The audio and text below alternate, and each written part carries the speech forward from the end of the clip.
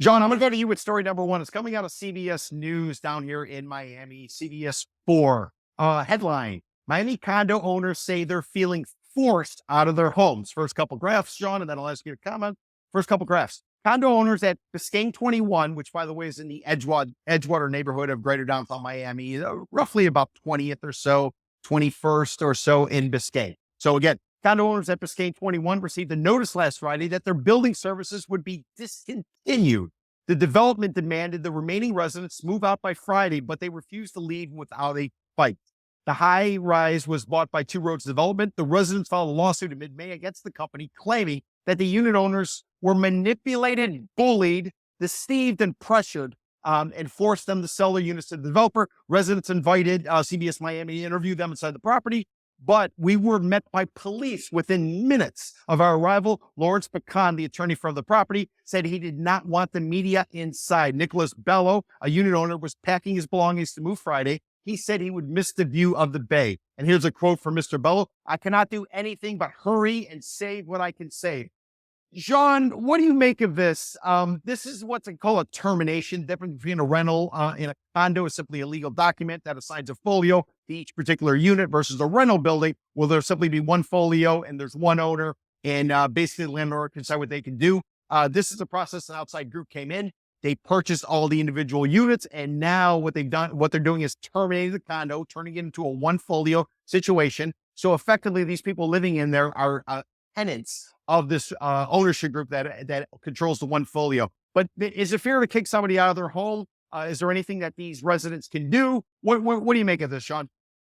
Well, I mean, it's amazing how ignorant people are of what a condo actually is.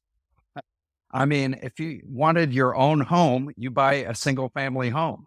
When you live in a condo, you own air basically, and you own a fraction of the property. So, I mean, most of the residents decided that they were going to sell out to the developer, and there were a handful of people left that didn't want to sell out. But under the current condo termination laws, you only need 80% of the residents to agree to do it. So, I mean, the developer came in.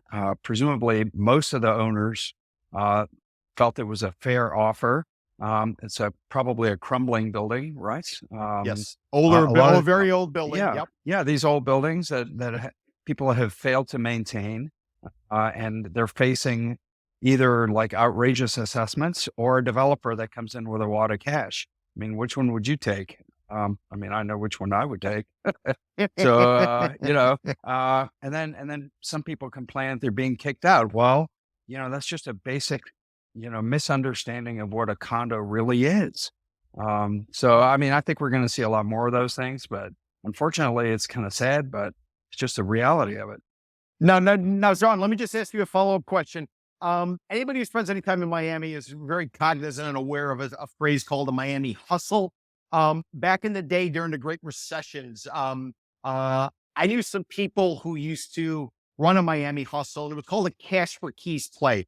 So somebody would simply refuse to leave until the landlord bucked up and gave him some cash to leave. Now, I'm not saying that anybody in this story might have been shaking down the developer or the owner to get some cash so they can basically pack up their stuff and go. But do you think that's a possibility? Is this sincere, or is maybe somebody looking for a little bit of a kicker on the way out to cover the moving costs, or maybe cover a good night out? Well, I mean, it's certainly possible. Anything is possible, right? In Miami. Anything is possible in Miami. I wouldn't be surprised.